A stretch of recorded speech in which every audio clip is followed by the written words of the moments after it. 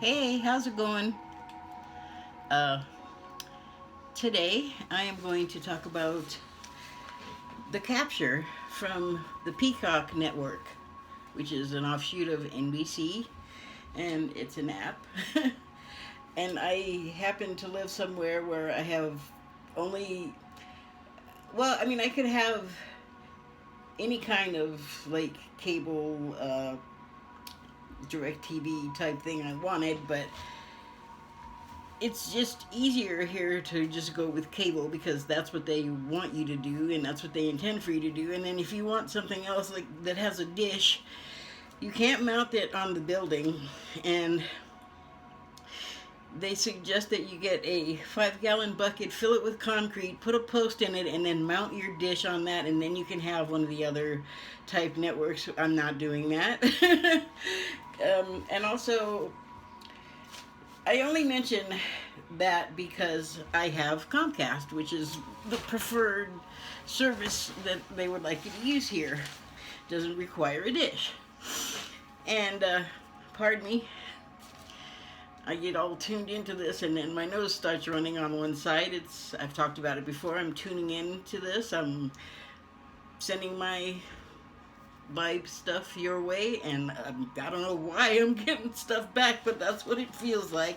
I'm just talking to myself at this moment of filming, so like maybe the cat can hear me, but I don't think he cares. Anyway, I bring up the cable because Comcast is owned by NBC Universal or whatever it's calling itself right now, and Peacock is NBC. And because I have Comcast, this app that you can get on your phone and you can have for free, the way like Hulu did for a little while before they just started charging you for everything, and then took it out away. So there's a free portion of it that you could get, say, on your phone, but if you want the deluxe, the premium, then you have to pay for it. I get the deluxe premium whoop-de-doo because I have Comcast. Full disclosure, I guess. I'm not getting paid by anybody to do any of this, so that was not so much an ad as sort of an explanation. Maybe it didn't need to be made, but you got it anyway. So, actually, I've watched several things on there and found it really kind of good. But I will address those things most likely at a later date. Again, I want to talk today about The Capture, which it's a British-based cast, and it's been filmed in England, so I'm thinking it's, you know, basically a British production. Hold on, I'm looking here, not to ignore you, but I'm looking to see if it originated from Peacock or if they picked it up from an already existing source. I did look another time, and it says the date of release, I guess, is 2019. A British crime drama series created, written, and directed by Ben Chanan, Chanan, and starring Holliday Grainger, Callum Turner, Laura Haddock, Ben Miles, Paul Ritter, and Ron Perlman, an American. Also stars Famke, oh come on, Janssen, Famke Janssen, also American. I will go into the cast more too. So it looks like, yeah, it looks like it was produced for Peacock, which is fine. They're television or, you know, a video network, video content, so that's as it should be. Okay, to get into it, the reason why I picked it will become obvious, or is obvious, as soon as I explain the premise of the show if you don't already know it. It centers on well, okay, before I go into that, let me just say a few things. As always, I choose what I come to talk about based on what I can pluck from what I'm seeing that bears relevance on what's actually happening now, you know, in the common era right now as we're living it. And as you everybody, I can't imagine there's people that don't know that have access to a phone like I'm filming on, or a computer, which you hear my lovely background sounds coming out of. Um, you'd have to be like under a rock with no electricity and no access to anything but, your own senses.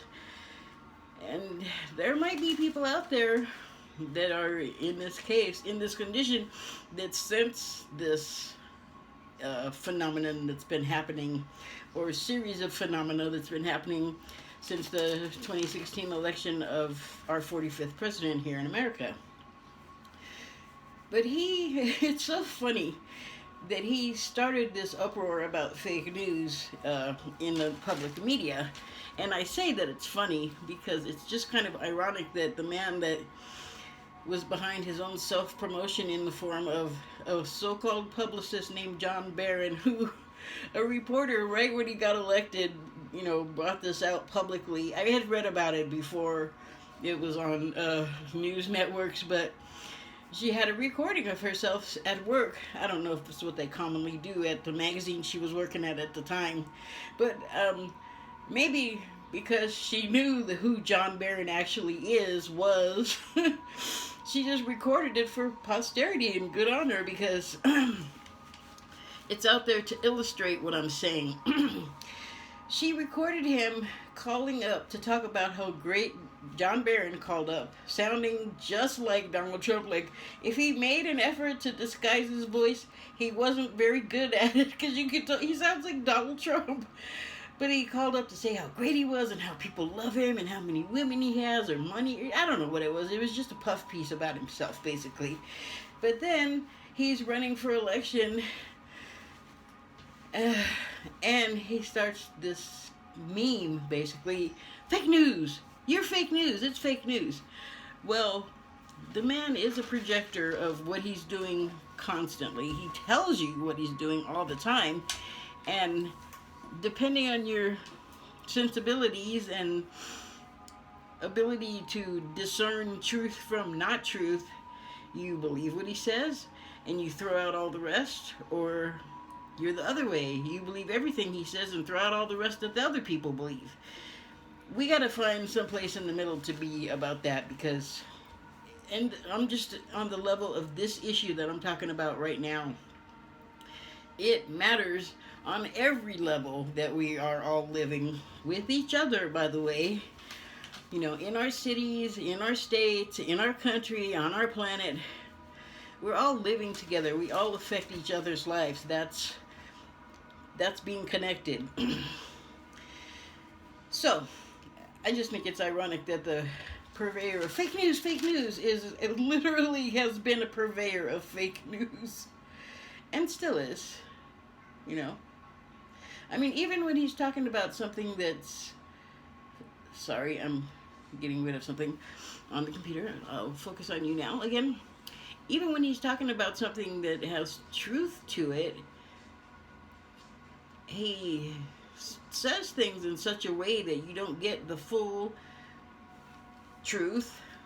And so the effects of what he's saying, depending on how you're comprehending it, can go any way, really, I don't know, it's a confusing time. And my point about bringing all that up about John Barron / our 45th president is that part of the confusion is the QAnon. I'm just going to call it a phenomenon. I don't want to say that it's a conspiracy theory. I don't want to say that it's right or wrong. It just is. I personally ended up with a bunch of them all of a sudden, like, sort of being my Twitter friends, because I had been saying things about my displeasure about the Republican and the Democratic Party, which, if you've watched any of my videos, you can add those to my dislike and displeasure with capitalism, which, on its own, I'm sure it could be fine, but when people get a hold of it, it brings out the worst in them. It brings out the greed. It brings out the lack of empathy. It brings out the hate. And our president, is sort of like on the back of that shouting giddy up and beating the crap out of his steed. That being us getting the crap beaten out of it. So, but one of the things, and I don't call them a conspiracy theory because, or call it a conspiracy theory because a lot of people have a lot of investment in it. And I don't mean like financial investment, although that's a part of it, but that's a part of everything because capitalism is our world and our worldview for a lot of us. You, until some thinking about it changes, that's just the way it's going to be. And I don't think there's any other way that it'll be different until we all, you know, understand it fully and our ways of thinking about it and how we use it to affect each other and life in general. It's not going to change. But okay, that's a hell of a diversion or digression. But the point is, well, those people really believe in it, you know, and then they attach like a lot of things like patriotism and, you know, Second Amendment rights and all this other stuff. But I never was a proponent of it. I don't like full on believe in all of its principles. The spiritual stuff, well, you know, I gotta say, through those people I mentioned earlier, they really helped me turn on my own spiritual side and self in a lot of ways and inform me in a lot of ways. And so it's not, you know, like probably, like capitalism is not any one thing. QAnon is not any one thing. And I just think that we shouldn't dismiss those people any more than Black Lives Matter should be dismissed. On the level of, these are people, you know, when... Okay, I'm not going to digress any further than that. I just, like, I think that they deserve to be better treated and better understood than they are. And I understand why people have a problem with it. But more understanding makes understanding easier and better and more empathic. So one of the things that was in a lot of the material that came from them and their sort of leader group was on a site that I don't know if it's still on Twitter, because I kind of like got what I wanted to find out about them and their thing, you know, and at one point I was like, okay, well, this is not for me. And trying to discern between the deep state and them, it got very muddy. Like, even today, I find that a lot of the things that they accuse the deep state of, a lot of, like, Trump is a part of all of it. He knows all about it. And, but they love him. And so they ignore things that appall other people about him. Like, they say he's not racist, but I think he fully is. And you can be totally racist and still deal with people of other races and even have friendships with them. Although I couldn't be friends with him knowing what I know about him personally and what I've seen. And I'm not talking about stuff I learned from QAnon. Before they even came along into my plane of existence, that I was even aware of them, I thought he was a bad person, you know. And there's lots of evidence on the record that will point to exactly why I feel that way. And it's not just me, it's a lot of other people. So getting back to what I learned in, like, totally immersing myself in sort of the Q-ness was on this site that is probably just a website now. Or I don't even know, since I stopped listening. I pretty much just removed myself from their circle of influence. Or their queue of influence. But one of the things this site it's an acronym and it's COBRA, so C period O period etc etc etc. I can't recite to you what it was about, but it's not a snake. It's an acronym. You don't know what that means? Rock your search bar, look it up. It's there for you to find out. But a lot of the people that write and contribute to it in various ways, video or whatever, said you have to really discern what's coming, look out, discern. And they're very much into like extraterrestrial people and their influence on the world and who they are and genealogy from those extraterrestrials. And I'm not saying that I disagree with any of that. Like, that's part of the stuff that I totally am like, yep, okay, I can go there. But I brought up the ET stuff particularly to mention a few years back there was a crop circle, and various people have tried decoding it, and it looked like one guy did, and basically it said lots of hurt coming. You know, you really got to look out for who you're attaching yourself to, or what, you know, I'll just say belief system you were attaching yourself to. And you just really have to pay attention to what's real and what isn't. And so when I detached myself from that whole sort of Q business, and I actually, there was a group on Twitter that I was really connected with for a while, and then we had a disagreement. It wasn't political, it was personal, but like I had something personal with a specific person, and then I didn't realize that a lot of them are like techies, and some of them have contracted with the CIA, and they're vets, and so they get like a lot of training with computer cyber stuff. And so when I had a disagreement with them, or you know, whatever it was a weird thing. I'm not used to dealing with one person and having like a whole 20 or so other people having input, and then deciding as a group, like, well, we're not going to do this, and then that person I'm like sort of involved with, or more involved with, say, than the others as a whole, being like, I'm just going to go along with them and like listen to all of their thinking about a relationship between you and me. So like that all ended. But then I met like a couple of other groups of them that I was in contact with when I was still on Facebook.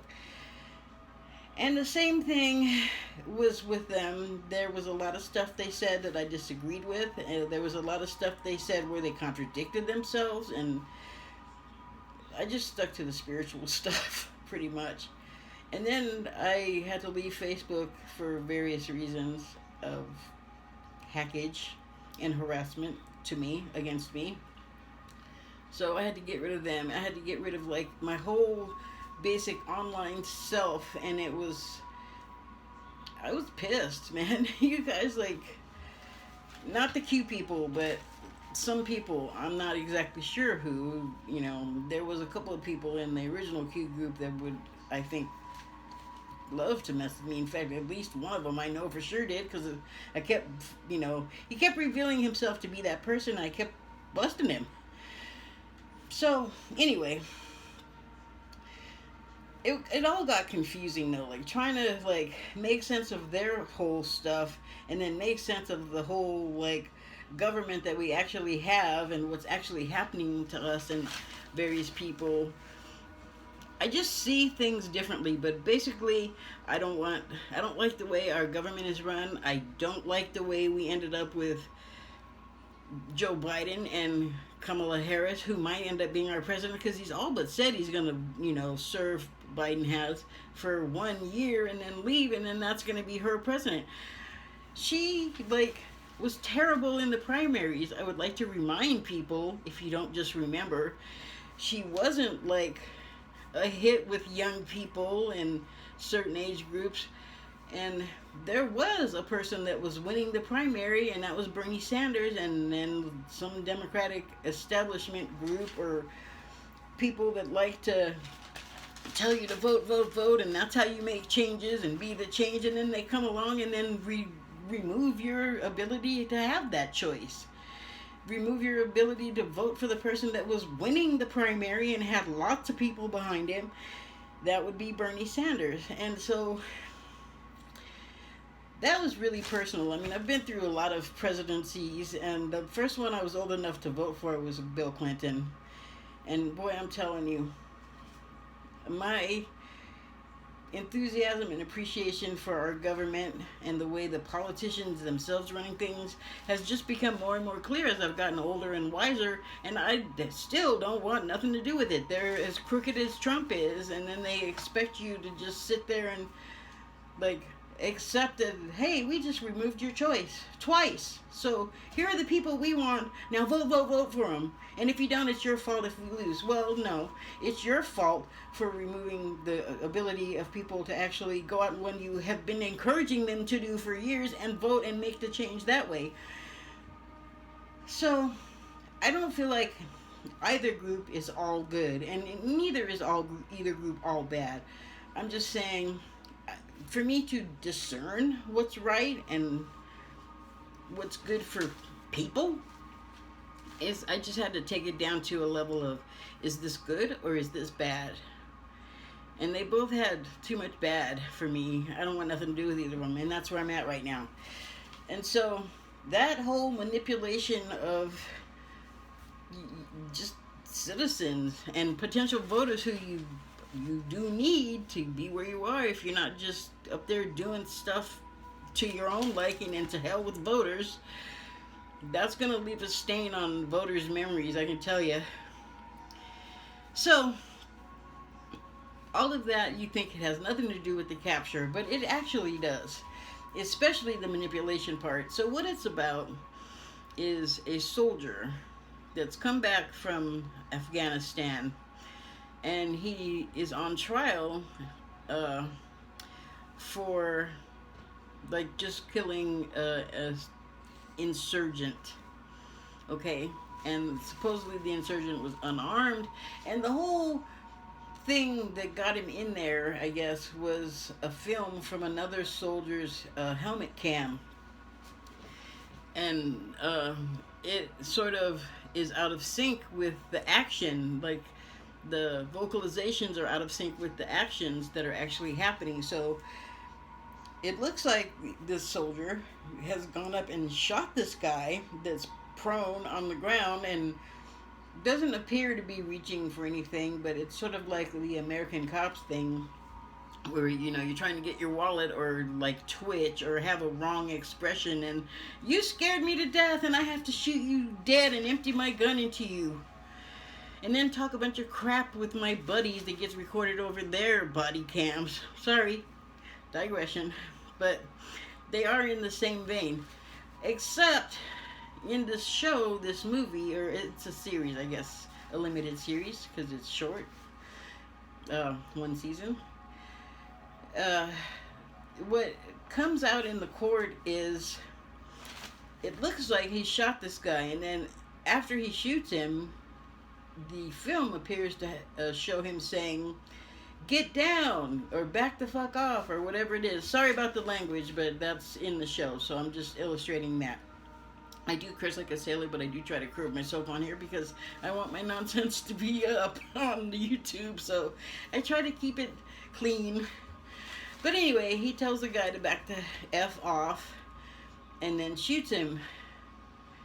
But on the video, it looks like he shoots him first and then says it. And it comes out in court that his barrister uncovers, and this is, she's just, oh, it's a good twisting noodle of a mystery, as well as being sort of a civic heads up. But his barrister, the soldier's barrister, calls a witness, and he's a guy that's been in television for a long time, but he's been in the actual video, I guess, presentation portion of it, the technical side of it. And so just because of what he does, and then over the years, like, things have advanced so much, he is following these advances, and he knows of things like deep fakes. And so he also knows the cameras, though, and first thing he says is that this other soldier whose helmet cam films the shooting by the soldier, whose name is Sean Emery, by the way, and Sean Emery is played by Callum Turner. So he films Emery, and well, anyway, yeah, the helmet cam of the guy with Emery.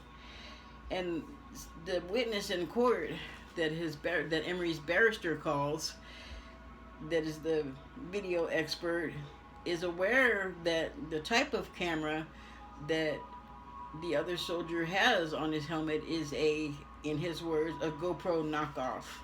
And so subpar. And he explains why they tend to lag. And so the reason why it's out of sync is because actually the soldier, Sean Emery, does say to the guy that he shoots before he says, or he does shoot the guy, but he does say before he shoots him, back off. And so the sequence is all messed up. Like the audio is out of sync with the video. And they are able to prove this in court. So Emery's released briefly. And let me also mention that his barrister is named Hannah Roberts in the story. Her actual name, the actress's name is, or the actor's name is Laura Haddock. And Hannah Roberts is a civil rights lawyer, and she's she's a civil rights lawyer, and that comes out that that's kind of unusual that she's actually the barrister. Barrister and lawyer are the same thing in Britain. That's what they call them. Call lawyers, they call them barristers. So, or here I might be mumbling, so let me say that again.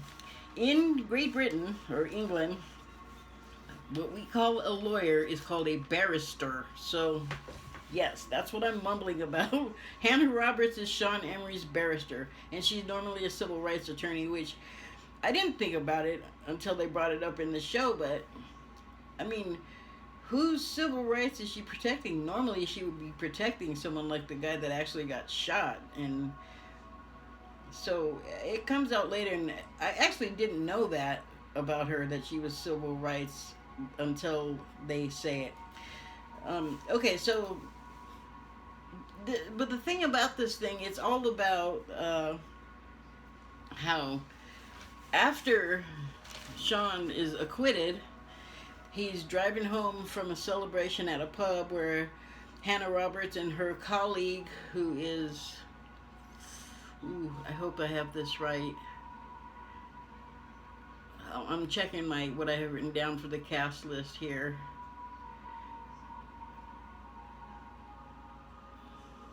Okay, so her colleague is Charlie Hall, played by actor Barry Ward. And the three of them are at a pub along with Sean Emery's friends, and just like a whole bunch of people, and people are getting hammered, very drunk, and it's a celebration. But at one point, Sean Emery is speaking to Hannah Roberts, and he's asking her, "Did you believe me that I didn't do it?" And she says, "Yes, yes, yes." And I'm not sure what more he was going to say to her at that point, but one of Sean's buddies walks up, and this guy is just wasted and is just kind of gross and rude and talking about how great looking the guy is. So great looking that he, like, if he was going to do a man, he'd be the one. And it's just like, not good timing. And then he says something really terrible that kind of screws up the whole vibe. And he says, "If I ever need a Muslim killed, I know who to go to." And Sean Emery gets really pissed because he's like, "I didn't shoot the guy because he was a Muslim." I mean, he doesn't say this, but by this point, sort of, that he didn't shoot the guy because he was a Muslim. He shot the guy because he thought he was going to get shot himself, and he's in war. And so that's when that hyper-vigilance is called for, not when you're on a suburban street, going like total crazy gorilla on people because you're scared. I just don't buy it, like the fear factor.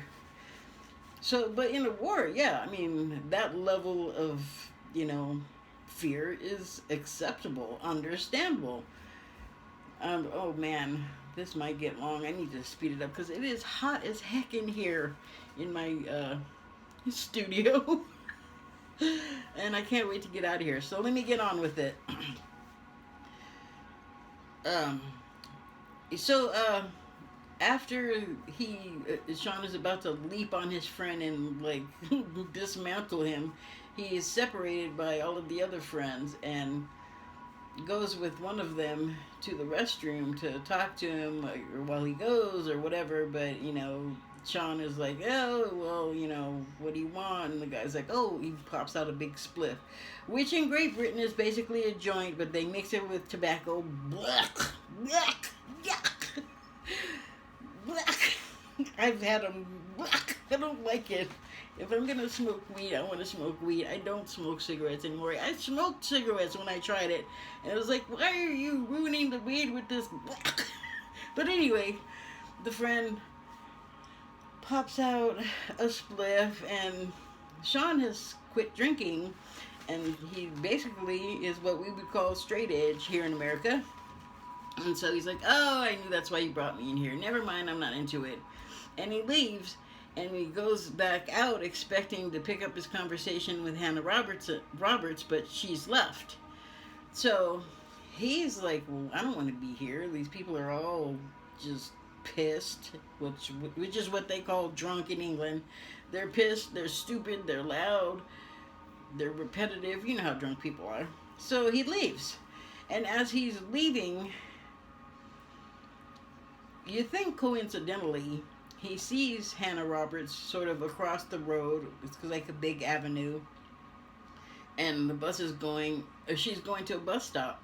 So he U-turns around the center aisle deal and pulls up and parks and walks out and catches up with her. And he wants to say what he was probably going to say in the pub. And that is that, hey, now that you're not my lawyer anymore, I can ask you out now. So he does, and then they actually kiss, and she gives him her number, and she goes to get on the bus. And he goes home, and then he's awakened. Oh, shoot, I did this wrong again. Spoiler alert, they're everywhere. The whole thing is spoiler. Sorry. But yeah, he ends up getting rousted at home by the police, and they're like, where is she? What did you do with her? And he's like, she who? And really, I mean, the guy is sleeping on a cot in the living room. Like, where is he gonna hide her? And he doesn't even know who it is because he didn't do anything. And he gets hauled in again because what they have in Great Britain, they've had for a while. And I remember I and other people were sort of alarmed by, like, oh God, the Big Brother state is happening, which we now also have. But they were one of the first, and the cameras are like almost everywhere.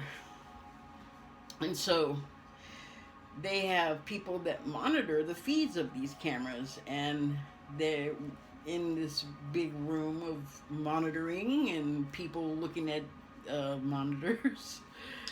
One of them is a woman, and she's watching them, and she's having like typical young female thoughts, like, oh, how romantic, and oh, he looks handsome. And it's funny that she ends up saying that because she can't even make out his face. You will learn at one point. But anyway, she's seeing them and thinking that all of the cues, like the physical cues between them, are like okay, and he's not doing anything to her and forcing her to do anything. And then the bus pulls up, right? Pulls past them on the sidewalk, and that you see him and her separate, and she turns away and goes to get on the bus, and that's the last he knows of her. But this person monitoring this feed, this CC closed circuit camera feed, sees the mood change, sees the body language change, sees him assault her very badly, it looks like. And she, it's just a weird thing. So she reports it, and then that's why they end up going to his house and rousting him. Like, they already know who he is. They like I said, she can't see him well, and nobody really can make out exactly who he is at first. But they clean up the image, and they're like, oh my God, it's Sean Emery, the soldier that just got out of court like yesterday. And he's quit, like I said, he's quit drinking. He doesn't want to take drugs. He's got an ex that he has a kid with, and his kid's about 6, 7 years old. And I'm thinking, he probably straightened up because he wants to be able to have a relationship with his child, And you can see at various points that he really does care about this kid. And so, the thing to keep in mind is when you are a trained soldier, they train you to do violent things. They train you to fight. They train you to harm people. They train you to kill because that's what soldiers have to go do. I don't like it. I wish we could resolve our issues in less physical ways, but there you have it. That's what we got right now. But it's like they end up picking him up and bringing him back in for this supposed assault. Now, I'm going to sidestep that to go to another portion of the story. Obviously, when you watch it, you will learn that the feeds are being manipulated to make things look a certain way. And, who would do that and why? Well, that's who I'm going to call the corrections people. And correction is their word for this video manipulation. And the corrections people end up being Ron Perlman, who we will know in America as Hellboy, or I don't know his name, but I don't know his character's name, but he was in Sons of Anarchy. And he plays a character called Frank Napier, and Frank Napier is CIA, so there you go for the why are they watching, why is this happening, why are they manipulating the feeds. And one of the others is a police, I'm not sure what his rank is, but he's police. He's like pretty high up, and you end up finding out later, is also part of this correction thing. And then there's also another individual who's posing as a detective sergeant. I don't know what the U stands for. So she's a DSU, but that's some sort of rank in the British police force. But she's not actually that. She's posing as that because she's really M15, which I believe it's their equivalent of a federal law enforcement agency. I'm not sure if it would be our FBI or our CIA. I'm just not sure. And then Famke Jensen, who I mentioned earlier, is also from CIA, and she comes in there to basically see what WTF is going on with this situation.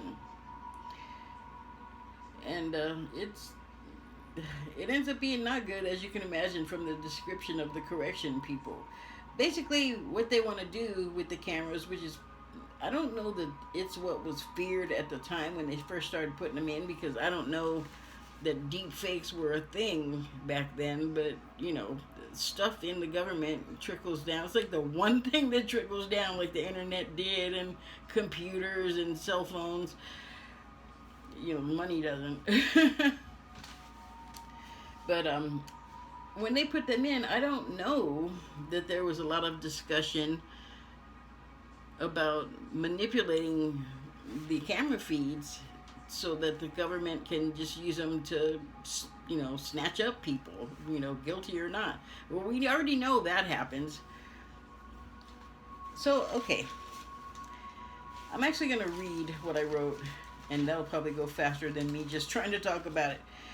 Real fakes, fake news, correction worldwide. Surveillance to control narratives and hermetically seal crimes and alleged crimes manipulated to frame or fit up, as they call it in Great Britain, people, and the efforts to make this programming seamless and undetectable. The soldier trained in the commission of violent acts is the tool of both the correction and the forces against it.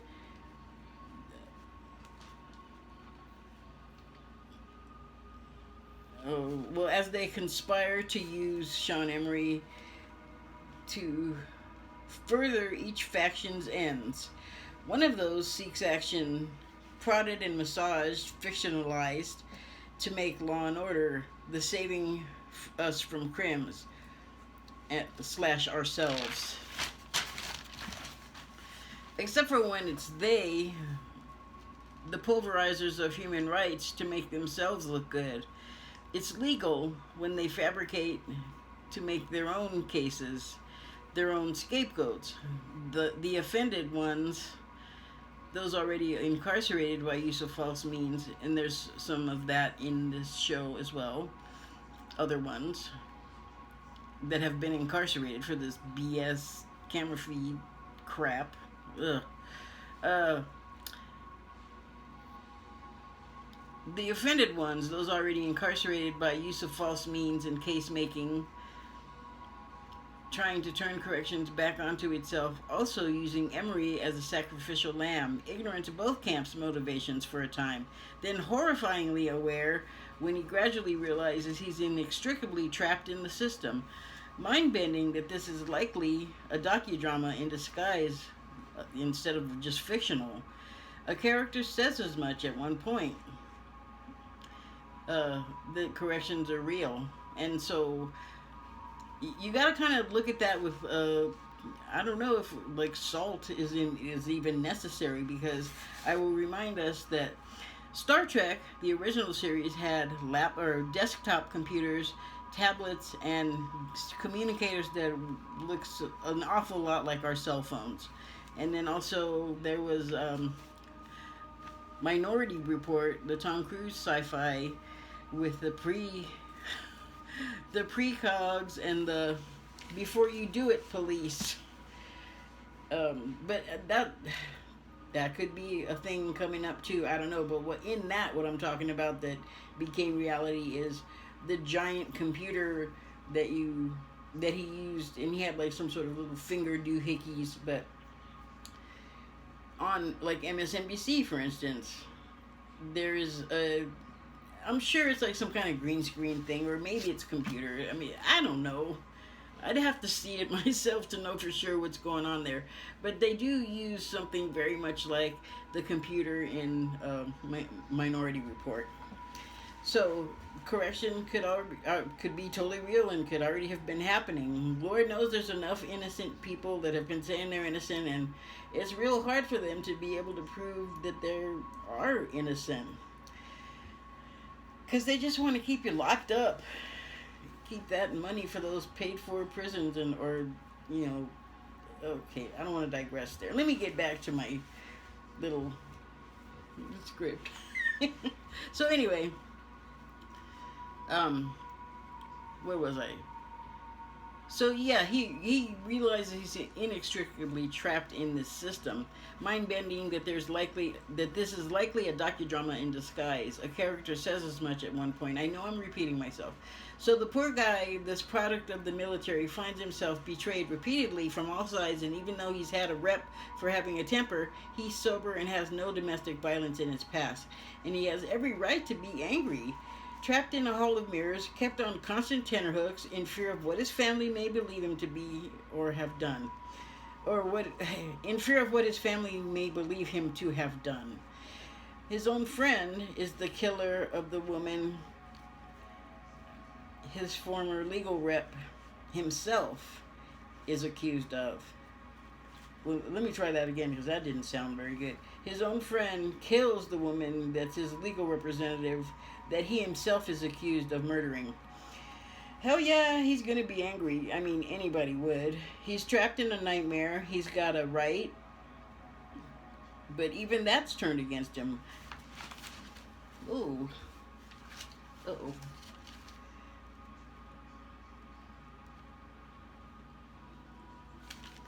I'm missing a page. Oh, there it is. Sorry about that. This is why I don't like to read stuff, but it kind of keeps what I'm trying to say more contained. So, he's in a roiling turlet of confusion. He's believed... God darn it. Gotta back it up.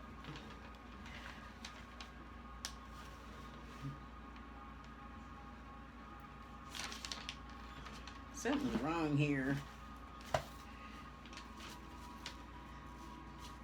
Well, anyway, he's in a roiling turlet of confusion. He's believed by his loved ones and family that know him well, luckily for him. Also, by the investigator, who is played by... Yes, I know. I know.